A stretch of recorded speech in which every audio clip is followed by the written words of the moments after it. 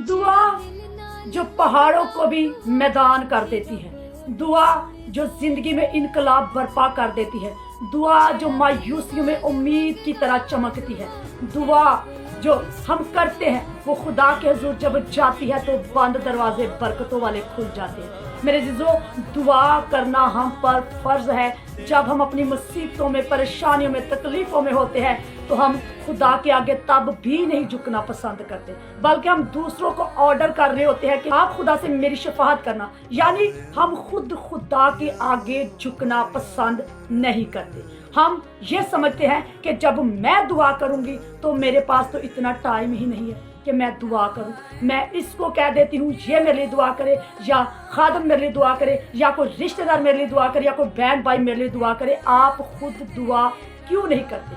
जबकि कलाम मुकद्दस की रोशनी में अगर सीखें तो वहाँ पर लिखा हुआ है, याकूब का खत उसका 5 बाब और उसकी 13 आयत में, अगर तुम में कोई मुसीबत ज़दा हो तो दुआ करो।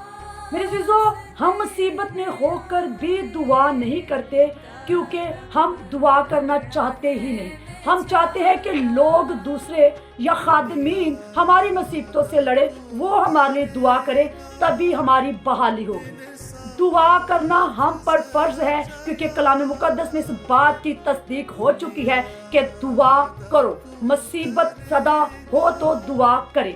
आप मुसीबत में हैं, अपने खुदा के आगे झुक जाए। आप मुश्किल में अपने खुदा के आगे झुक जाए, अपने दिल का हाल अपने खुदा के आगे पेश करें तो आपका जिंदा खुदा आपको जवाब देगा। जब आप लोगों पर भरोसा और इत्तेकाद करते हैं तो मेरे अजीजों, लोग कभी भी उस तरफ से आपके लिए दुआ नहीं करेंगे जो तकलीफ आप सह रहे हैं। जब आप अपने दिल के हाल को खुदा के आगे खोल देंगे तो खुदा आपके दिल पर निगाह करेगा।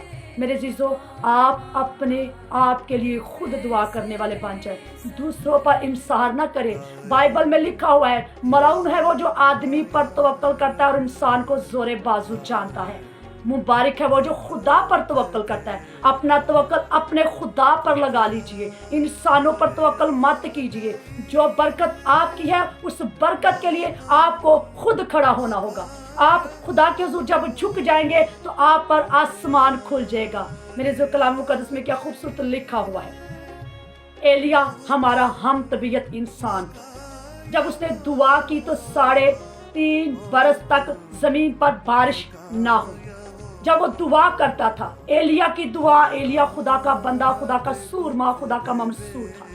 जब वो दुआ करता तो 3.5 बरस तक जमीन पर बारिश ना हुई, लेकिन जब उसने दुआ की तो जमीन पर पानी बरसा और पैदा हुआ। आज हमारी दुआओं में असर क्यों नहीं है? क्यों? क्योंकि हम उस तरीके से तौर से खुदा के आगे झुकते नहीं, अपने आप को पाक नहीं करते, साफ नहीं करते, अपने दिल की नफरतों को, कुदूरतों को मिटाते नहीं और खुदा के हुजूर अपने आप को पेश नहीं करते। हम पूरे तौर पर खुदा की हुजूरी के फरोतन नहीं होते। जबकि कलाम मुकद्दस में लिखा हुआ है, अपने सारे दिल, अपनी सारी जान, अपनी सारी अकल, अपनी सारी ताकत से तो खुदा अपने खुदा से मोहब्बत रख।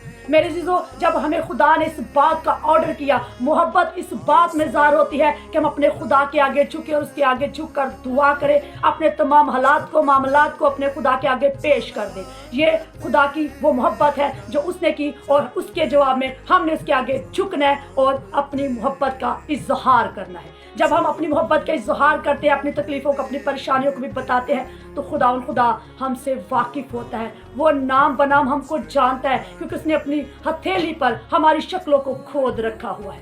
मेरे अजीजों, खुदावन जिंदा खुदा हमसे चाहता है कि मेरी बेटी, मेरा बेटा अगर दुख में है, अगर तकलीफ में है, बाज़ दफ़ा हम ये सोचते हैं कि जब दुख तकलीफ हो तभी तो मैं झुकूंगा।